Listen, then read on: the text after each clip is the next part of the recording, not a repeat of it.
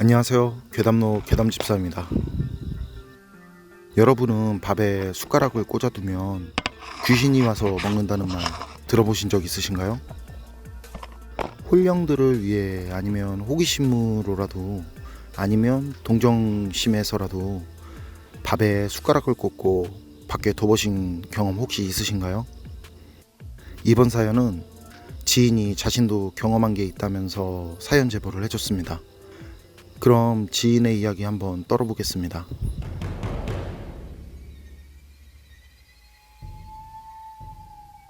지인은 춘천으로 오기 전 홍천이라는 곳에서 살았었는데 이 이야기는 그곳에서 지인이 살 때 일이고 30년도 더 지난 이야기라고 합니다. 지인은 어머니 그리고 누나와 살았었는데 아버님께서는 지인이 어릴 때 일찍 돌아가셨다고 해요. 그리고 이후 누나는 결혼을 해서 매형 따라 춘천으로 이사를 했고 조카가 방학을 하면 방학 동안 친정에 있다가 갔었다고 해요. 그러면 지인은 조카를 데리고 홍천강에 가서 물놀이도 하고 물고기도 잡고 동네도 한 바퀴 돌고 했었다는데 어린 조카가 그러는 걸 너무 좋아했었답니다.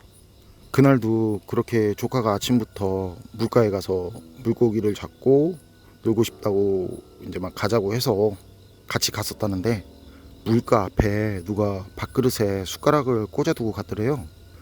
조카는 지인이 말릴 틈도 없이 거기에 가서 그걸 뽑았다는데 지인은 바로 조카에게 그럼 안 된다고 하면서 숟가락을 뺏은 뒤에 다시 꽂아두고 물놀이를 하려고 들어갔었는데 물속에 들어가는 순간 발바닥이 좀 따끔하더랍니다. 그리고는 이내 심한 고통이 전해오는데 나와서 보니까 깨진 병을 밟아서 정말 크게 발바닥이 찢어졌다고 해요. 그땐 지인이 사는 동네에는 병원이 없어서 버스를 타고 나가서 상처를 꿰매고 치료를 받고 왔어야 했다고 해요. 그땐 전화기도 없고 마을엔 공중전화 하나 없어서 상처를 이제 티셔츠를 벗어서 단단하게 묶은 뒤에 집 앞까지 조카를 데리고 갔었는데 마침 누나가 나와서 조카를 데리고 갔었고 지인은 거기서 바로 버스를 타고 병원으로 갔다고 해요. 그렇게 병원에 가서 상처를 꿰매고 집에 들어가는 길이었는데 집 근처에 갔을 때 집에서 어머님께서 큰 소리를 치는 게 들리고 집 앞에는 동네 분들이 모여 계시더랍니다. 지인은 무슨 일인가 하고 이렇게 보니까 조카가 집에 있는 숟가락을 보이는 대로 죄다 꺼내서 숟가락 숫자만큼 밥그릇에 밥을 담고 집 문 앞에 꽂아뒀더래요. 그리고 예전에는 지하수를 뽑아 쓰는 펌프가 그 집 마당에 있었는데 거기에서 물을 퍼올려서 바가지들을 또 꺼낸 다음에 집 문 앞에 쭉 담아놨더래요. 지인 어머님께서는 밭일을 보시고 이제 동네 분과 들어가시다가 이걸 보시고 조카를 혼내고 있었는데 동네가 작다 보니까 동네 사람들이 무슨 구경이라도 난 것처럼 죄다 몰렸었다고 해요. 그래서 지인은 동네 분들에게 무슨 구경 났냐면서 이제 다들 가시라고 하고 밖에 밥그릇이며 바가지랑 숟가락 등을 챙겨서 집 안으로 들어가려는데 조카가 그런 지인을 날카로운 눈으로 째려보더랍니다. 지인은 그때 좀 이상했지만 몸도 마음도 안 좋고 힘들고 해서 그냥 들어갔었고 들어간 뒤에도 누나와 어머니께 조카는 또 한바탕 크게 혼났었다는데요. 지인이 그만 혼내시라고 말씀을 드려서 겨우 말릴 정도였다고 해요. 그렇게 말리는데도 근데 조카는 말리는 지인을 계속 째려보고 있었답니다. 다음날 지인이 마루에 앉아 있었는데 조카가 갑자기 달려들더니 지인 왼팔을 있는 힘껏 물더래요. 이걸 지인 누나 어머니께서도 보셨었는데 분이 달려오셔서 겨우 조카를 떼어낼 수 있었다고 해요. 상처는 보랏빛으로 되어 있었고 진짜 조금만 더 물었으면 살점이 떨어질 정도였다고 하는데요. 조카는 누나에게 먼지 털이개로 진짜 호되게 종아리를 맞았었는데 그렇게 맞으면서도 잘못했다 한 번 안 하고 아프다 소리 한 번 안 하더래요. 지인은 어머니와 함께 있었는데 잠시 후에 누나가 와서 정말 미안하다고 말을 하고 그런데 하면서 누나가 지인에게 묻더랍니다. 애가 그러는데 네가 자기 밥 뺏어먹고 굶겼었다고 그렇게 말을 하더라고. 그래서 지인은 그게 무슨 말이냐고 그렇게 말하다가 발이 다친 뒤로 입고 있었던 그 전날 일이 생각나서 낮에 강가에 갔더니 밥그릇에 숟가락이 꽂혀 있었던 일을 얘기했다고 해요. 지인의 그 말을 듣더니 무속을 믿고 계시던 지인 어머님께서는 그 길로 용하다는 무당한테 가셨었고, 시간이 좀 지난 뒤에 색동옷을 입고 머리를 반으로 정갈하게 가른 그런 젊은 무당과 지인 어머님께서 같이 오셨는데, 무당은 칼을 2자루 들고 왔었다고 해요. 지인 기억에는. 그 집 대문에 들어선 무당은 오자마자 다 불러드렸네, 다 불러드렸어 이러면서 집을 한 바퀴 도는데, 그때 조카가 방에서 나와서 무당을 보고 이 미친 게 어디, 여기가 어디라고 해다보다 못한 것이, 가짜 신짓거리에 죽고 잡아서 온 거냐고, 너도 배고파서 가짜 신짓거리 하냐? 그러다 혼백씨가 갈쿠리에 찢겨 죽어, 이런 말을 막 하더래요. 무당한테 막 미친 듯이. 그리고 막 웃더래요. 이제 그 소리를 듣더니 지인 어머님하고 함께 온 그 무당은 겁에 질려서 몸 말 한마디 못하고 바로 그 자리에서 도망을 쳤다고 합니다. 그리고 어머님도 놀라시고 누님도 놀라서 그냥 그 자리에 주저앉았고, 지인도 그때 놀라서 마루에서 미끄러지면서 그 꿰맨 상처가 터져서 피가 막 흘렀었다는데, 조카가 그런 지인을 보며 말하더래요. 피 잡고 감에 가서 밥 한 그릇 가져와, 배 채우고 가줄 테니까. 여집 아주버이 무서워, 나 배만 채우고 갈 테니.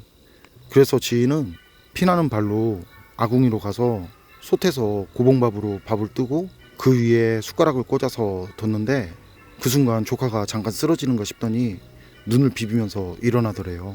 이 광경을 본 어머니와 누나는 조카를 안고 막 소리내면서 울고, 동네 사람들은 무슨 일인가 하고 또 모여들었다고 해요. 그리고 지인이 동네 사람들 보다가 고개를 돌려서 안방을 보는데 벽에 걸린 돌아가신 아버님 사진이 보이더래요. 그리고 그 가짜 신내림 받은 도망간 무당은 정말 신기하게 조금 지난 시점에서 그 동네를 미친 채로 돌아다녔다고 해요.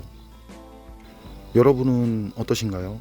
밥에 숟가락 꽂지 말라고 말씀하시던 옛 어른들의 말씀 혹시 들어보신 분 계신가요? 저는 많이 들어봤었고 혼나기도 했었어요. 이 이야기를 들으시고 에이 그런 게 어딨어 라고 하실 분도 많으시겠죠. 저는 그런 분들 이해합니다. 저도 그 일을 경험하기 전까지는 그랬었으니까요. 어서오세요. 괴담 들려주는 낚시꾼 괴담로 괴담집사입니다. 인명사고가 있던 곳에서 이상한 현상이나 눈에 보이면 안 되는 것들을 보고 들은 목격담, 이런 목격담들을 접하면 단팬님들은 어떤 생각이 드세요? 이번 이야기는 두마두마님께서 보내주신 사연입니다. 두마두마님 사연 제보 고맙습니다. 그럼 두마두마님의 기묘한 경험담 괴담집사의 시점으로 떨어보겠습니다.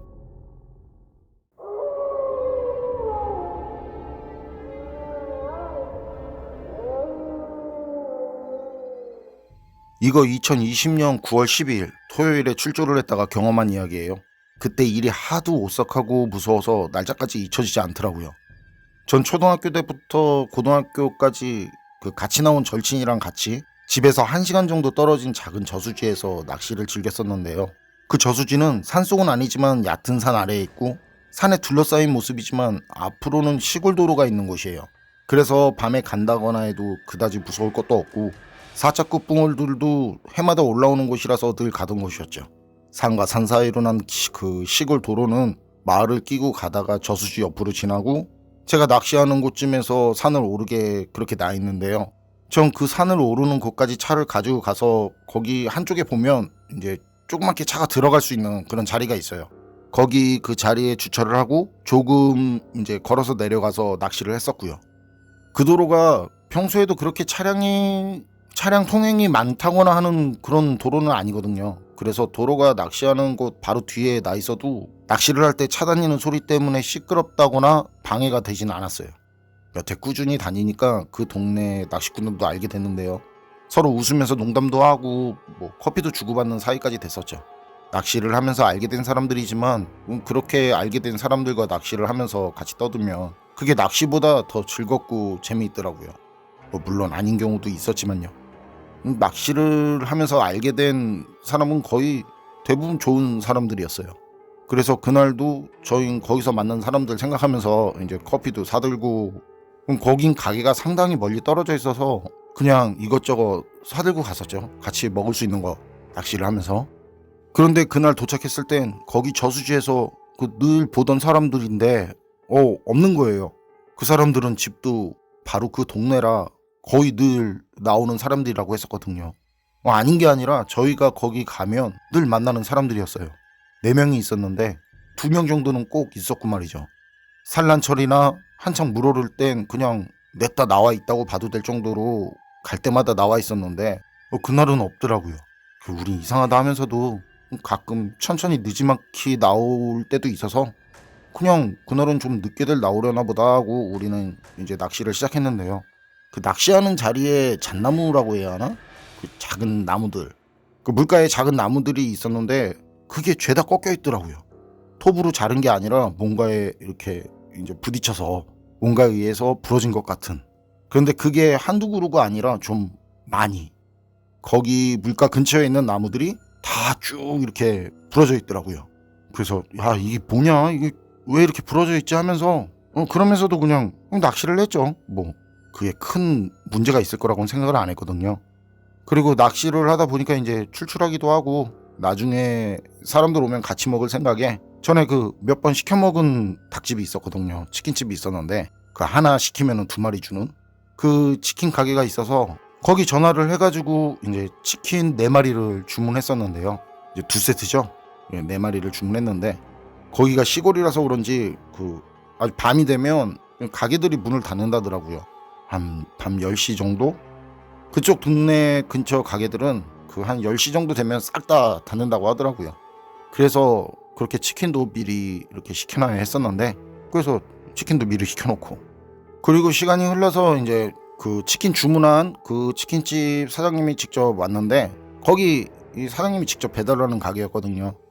그리고 이제 같은 자리에서 몇 번 시켜 먹었다고 안면도 익힌 사이였는데 그때도 사장님이 오셔서는 저희 보고 웃으시면서 서로 반갑게 인사하고 치킨 받고 계산 마치고 그 사장님은 다시 오토바이 타고 돌아가려고 하고 저희 낚시 자리로 돌아가려는데 그때 사장님이 다시 오시더라고요. 그래서 우린 뭔가 이게 뭐 계산이라든지 그런 게 잘못됐나 그렇게 생각을 했었는데 사장님이 혹시나 해서 라면서 얘기를 하더라고요. 낚시를 좀 더 안쪽으로 들어가서 하면 안 되는 거냐고 그렇게 말이죠. 그 사장님은 낚시를 잘 모르니까. 그리고 사장님은 저희가 이유도 묻기 전에 바로 이어서 얼마 전에 여기서 사람이 죽었어 하시는 거예요. 사장님 말씀은 거기 도로 굽어진 부분, 그 부분에서 차가 미끄러지면서 사고가 있었는데 그 차에 타고 있던 그 젊은 남녀가 그 자리에서 죽었다고 하더라고요. 그래서 거기서 낚시하던 사람들도 그 저수지 위쪽에 보면은 다른 저수지가 있는데 그 저수지 위쪽 그 다른 저수지에서 낚시를 하고 있다고 하고 말이죠. 사장님은 거기서 사람이 죽었으니까 뭐 귀신이 나올 거다 그런 게 아니라 거기가 커브길이라 그렇게 사고가 나고 또 위험할 수도 있으니까 사람이라는 게 또 모르는 거니까 그쪽에서 좀 벗어나서 낚시를 하면 어떻겠냐 이렇게 말씀하신 거죠. 그러니까 거기서 피해서 낚시를 하는 게 좋겠다라는 그런 말인 거죠. 정 뭐하면 그 위쪽 그 사람들이 간 저수지 쪽에서 하는 것도 좋고 말이죠. 그 뒤 그 말을 들은 저희는 이제 일부러 다시 와서 위험하다고 알려주신 사장님께 고맙다고 웃으면서 인사를 했고요. 사장님도 웃으면서 돌아가셨고요. 근데 전 거기서 사람이 죽었다니까 솔직히 좀 찝찝하더라고요. 그냥 기분 탓이겠지만 계속 신경 쓰이고. 그래서 친구한테 우리도 이제 자리 좀 옮기는 게 좋지 않냐고 이제 얘기를 했는데 좋겠지 않냐고. 그러니까 친구가 겁이 나서 그러냐고, 애처럼 왜 그러냐고 웃더라고요. 그 말을 들으니까 또 뭐 쪽팔리기도 하고 뭐 친구도 있는데 별일 있겠냐면서 그냥 낚시를 다시 시작하려는데 진짜 이상하게 누가 뒤에서 쳐다보는 것 같기도 하고 뭐 하여튼 진짜 기분 묘하더라는 거죠. 전 그런 기분 속에서 낚시를 하는데 옆에 있는 친구는 진짜 강심장이구나 한 게 그 옆에 있는 친구는 그런 상황에서 코를 고면서 잠을 자더라는 거죠. 진짜 어릴 때부터 깡따구도 좋고 뭐 겁이 없다는 것도 알고 있었는데 그런 모습 보니까 부럽기까지 하더라고요. 그리고 그렇게 코를 골면서 자는 그 친구 쪽으로 가서 제가 이제 좀 편히 자라고 그 낚시 의자를 뒤로 좀 더 제껴주고 그런데도 친구는 그냥 자더라고요. 의자가 좀 뒤로 눕혀지고 그러면은 눈도 뜰만한데 그냥 잠만 자더라는 거죠. 일어나는 거 없이 그냥 계속 코를 골면서요. 그리고 조금 지나서 친구는 그제야 자리가 잡혔는지 조용해졌는데 전 친구가 잠든 뒤부터 계속 신경이 쓰이는 거예요. 뭐가 나타날 것 같기도 같고 무슨 소리가 들리는 것 같기도 하고, 그렇다고 친구를 깨우는 것도 좀 앞서 말한 것처럼 좀 웃음거리가 되는 것 같기도 하고, 그래서 혼자서 그냥 신경 곤두서가지고는 그냥 찌에나 집중하자 하는데 진짜 찌도 못 보겠더라고요. 물에서 뭐가 막 튀어나올 것 같더라는 거죠. 그때 멀리서 이제 오토바이 소리가 들려오는데, 그래서 제가 슬쩍 보니까 우리 방향 쪽으로 오는 그 오토바이 라이트가 보이더라고요. 그리고 그 오토바이는 우리가 있는 그 커브길에 멈췄는데, 거기 낚시하러 오는 사람 중에 그 최 씨라고 있는데 그 사람이더라고요. 그리고 이제 낚시하는 곳까지 내려왔고, 그리고 그 최 씨가 저희 보고 뜬금없이 왜 안 오냐고 그러더라고요. 그 치킨집 사장님이 아까 가면서 우리 얘기하고 갔다고, 이제 우리 여기서 낚시한다고 그 얘기하고 갔다고 그러면서 왜 안 오냐고 그러더라고요. 그래서 우리는 그냥 거기 잘 알지도 못하고 그냥 자리도 잡고 했으니까 여기서 낚시하려고 그런다, 그렇게 얘기를 했더니 그래서 자기네들은 그 사장님 얘기 듣고 좀 지나서 우리가 자기들 있는 쪽으로 오겠거니 했다는 거예요. 그런데 시간이 지나도 오지도 않고 해서 자기가 왔다면서 말이죠. 그리고 혹시나 했다네요. 뭐 무슨 일 생긴 건가 하고도 그럼 또 무슨 얘기냐고 그렇게 얘기를 하니까, 그 자리에서 죽은 사람이 그 치킨집 사장님 얘기처럼 그 사람들만이 아니라는 거예요. 거기 근처에 이제 공사를 하고 있는데, 그 공사 현장이 있어서 새벽에 이제 공사 차량들이 거길 지나가는데, 거기가 커브길이다 보니까 공사 차량도 거기서 사고가 났었다고 하더라고요. 그때 사고 날 때 운전하던 사람이 직사했다면서 말이죠. 사람 일이라는 게 모르는 거고, 그렇게 사고가 좀 나는 곳이라 위험할 수도 있고, 그래서 걱정이 돼서 왔다고 하더라고요. 그 말 듣고 안 그래도 이제 거기가 좀 영 찝찝했었는데, 그래서 귀신 핑계가 아닌 안전 핑계로 이제 자리를 옮길 수 있게 돼서 바로 그 친구를 깨웠죠. 그때 친구가 한참 끙끙대다가 이제 일어나더라고요. 그리고 일어나자마자 하는 말이 왜 불러도 대답을 하지 않냐고 그렇게 말을 하는 거예요.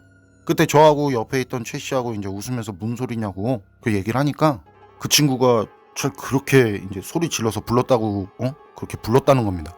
그래서 그게 뭔 소리냐고, 좀 전까지 코 엄청 골면서 누가 업어가도 모를 정도로 잔 사람이 그게 뭔 소리냐니까 지금 꿈하고 현실하고 구분 못하냐고, 잠꼬대 하냐고 그렇게 얘기를 하니까, 그 친구는 그제야 뭔가 좀 이상한 듯이, 그리고 정신을 차린 듯이 주변을 이렇게 둘러보다가, 그리고 그제서야 옆에 와 있는 최 씨하고 인사를 하고, 그리고 이제 자기가 가위에 눌렸었나 보다라고 그렇게 얘기를 하더라고요. 진짜 그런 경험은 처음이라면서 말이죠. 그리고 이제 친구가 꿈 얘기를 했는데, 그 친구 말이 여자는 진한 화장을 하고 있고 알록달록한 그런 화사한 옷을 입고 있었대요. 뭐 밝으면서 이렇게 뭐 무늬가 이렇게 들어간. 그 남자도 그 화장을 한 것 같은 그런 얼굴인데 하얘가지고, 근데 옷이 무당이 입는 것 같은 그런 옷을 입고 있었다고 하더라고요. 그리고 그 옆엔 거무스름한 그런 사람처럼 보이는 실루엣이 여럿이 있었는데, 자기를 자꾸 물로 이렇게 계속 끌고 들어가려고 하더라는 거예요. 그래서 옆에 앉아있는 저를 보면서 그 자기 좀 어떻게 해달라고 소리를 질렀는데, 그때 제 자리엔 제가 아닌 그 모르는 다른 남자가 앉아서는 자기를 무표정한 얼굴로 쳐다보더라는 거죠. 그리고 그 남자 얼굴에선 피가 흐르고 거기에 또 뭔가 그을린 것처럼 검붉은 그런 모습이었다고 하더라고요. 그런데 그때 친구가 그런 말을 하니까 최 씨가 진짜 그러는 거예요. 진짜 놀라서는. 그리고 우리가 무슨 일이냐고 이제 물어보기도 전에 거기서 죽은 남녀가, 여자는 술집에서 일하는 여자고 남자는 가짜 무당짓 하다가 걸린 남자인데, 그 술집에서 일하는 여자랑 거기서 그 남자랑 같이 죽은 채로 발견이 됐다고 하더라고요. 더 자세한 건 최 씨가 그 뒤로 자세하게 얘기를 하지 않아서 모르는데, 그리고 공사 현장 운전자, 거기서 그 트럭을 운전하는 사람이 그 자리에서 사고로 직사한, 그때 사고가 날 때 차량이 크게 파손돼서는 그 차에 불이 났었다고 하더라고요. 그래서 아마 그 친구가 꿈에서 본 게 그 사람들 같다는 얘기를 하더라고요. 거기 나무들이 잣나무 가지들이 그렇게 꺾인 것도 그때 트럭이 밀고 나가서 그렇게 죄다 꺾인 거고 막 눕혀져 있고 막 엎어져 있고 그제서야 이해가 되더라고요. 그리고 그 사정에 대해서 아무것도 모를 친구가 그 얘기를 하니까 놀란 거고요. 그리고 하나 더.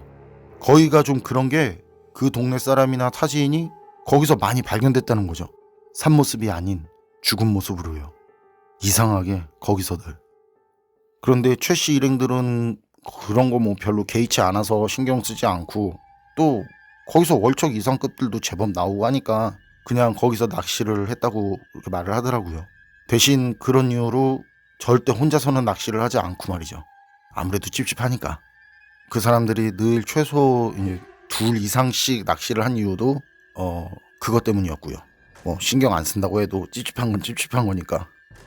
그 얘기가 이제 최 씨가 거기서 빨리 나가자고 그래가지고 우리 정리하는 거 최 씨가 같이 도와주고 잽싸게 이제 거기 정리하면서 그때 최 씨가 얘기를 해준 건데 이제 정리하고 우리는 최 씨 따라서 최 씨 일행이 낚시하고 있다는 그 저수지로 자리를 옮겼고요.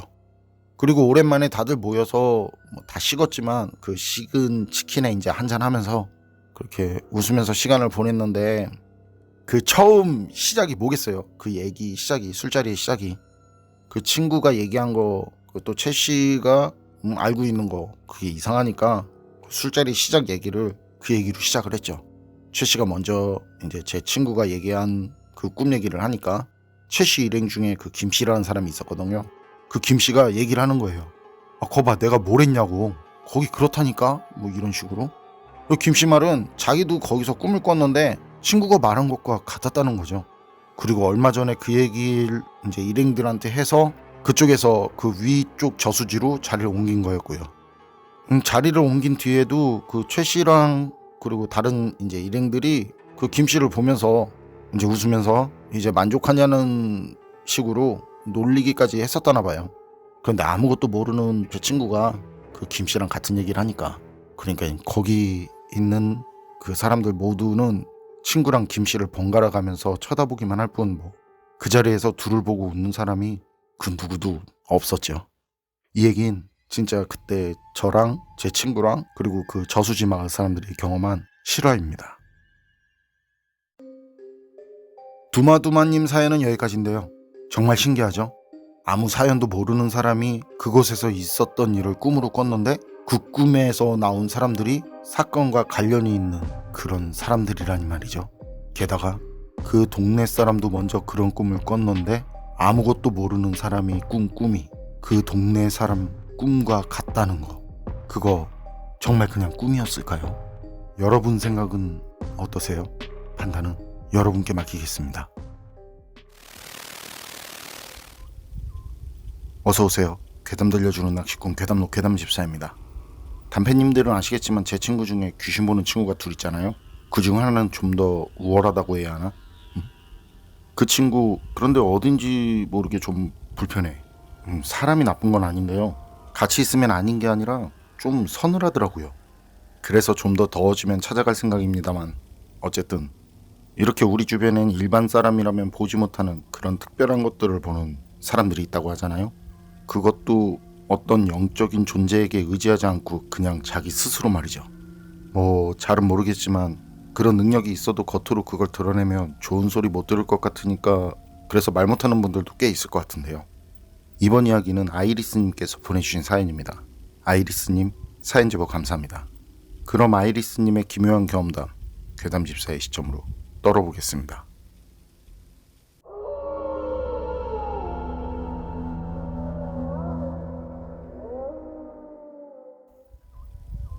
제가 소름 돋는 오싹한 얘기 하나 해드릴게요. 전 8살 때부터 귀신을 보기 시작했는데요. 그게 나중엔 죽은 사람만 보이는 게 아니라 죽을 사람도 보이더라고요. 귀신을 보는 경우에 처음엔 너무 사람하고 똑같으니까 귀신인지 사람인지 잘 구분을 못했었고요.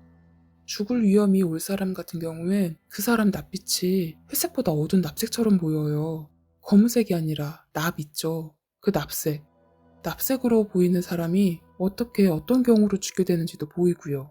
그런데 가끔 그 과정이 보이지 않는 사람도 종종 있었는데 그런 사람은 거의 대부분 낯빛이 다시 정상적으로 돌아오더라고요.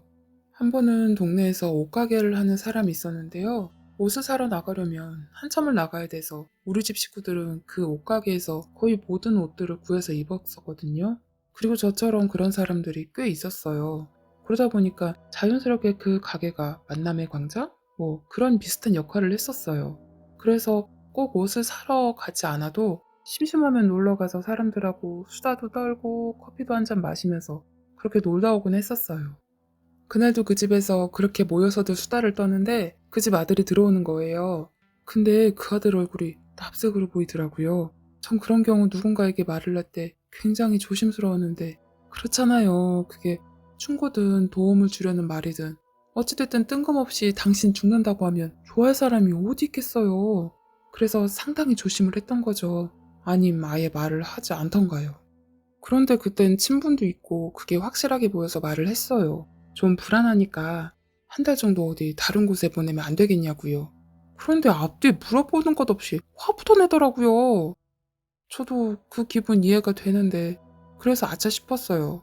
근데 그때 옷가게 주인이 만약 내 아들이 안 죽으면 뭘 걸겠냐면서 내기를 하자더라고요. 그래서 전 내 손목을 숯불에 태우겠다고까지 하면서 진짜 한 달만 다른 곳에 보내자고 했고요.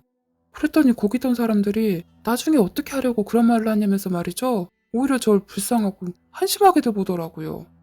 그날 사람들이 다른 날보다 좀 많았는데 저들끼리 밤내기까지 하면서요.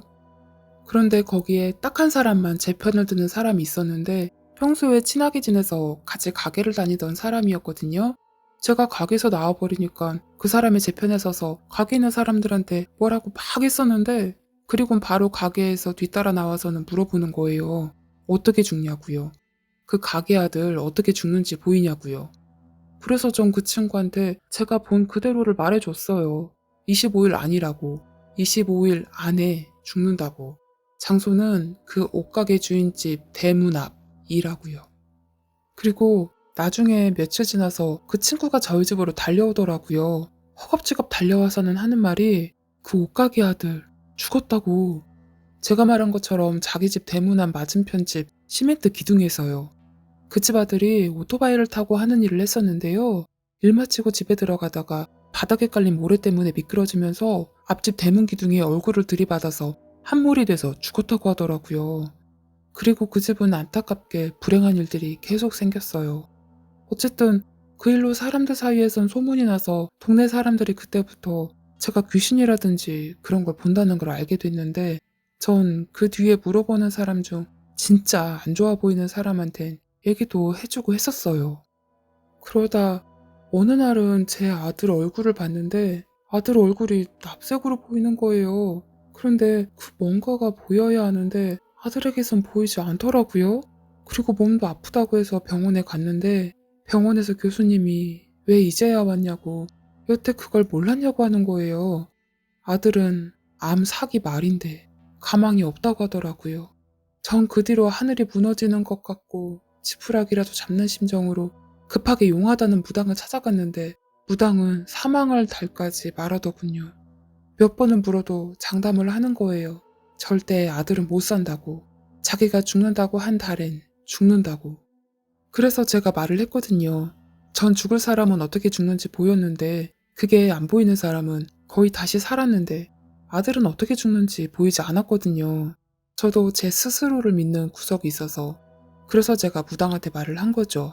내가 볼 땐 내 아들 살 것 같은데 당신이 말한 날짜 안 죽으면 당신 어쩌겠냐고요.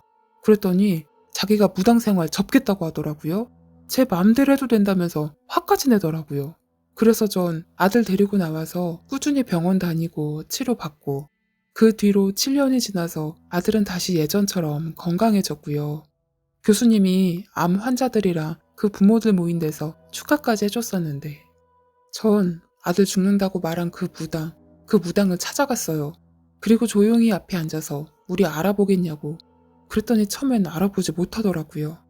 그래서 아들이랑 저랑 그때 얘기를 하니까 그제야 놀라면서 진짜 미안하다고 무릎 꿇고 비는데 전 그 앞에서 법당 다 부숴버리고 나왔던 일도 있었어요. 당신 무당이랍시고 말 함부로 하지 말라면서요. 그때 대문 밖까지 따라오면서 싹싹 비는데 그리고 그 뒤론 제가 볼 땐 적어도 제가 만난 무당은 다 가짜였어요.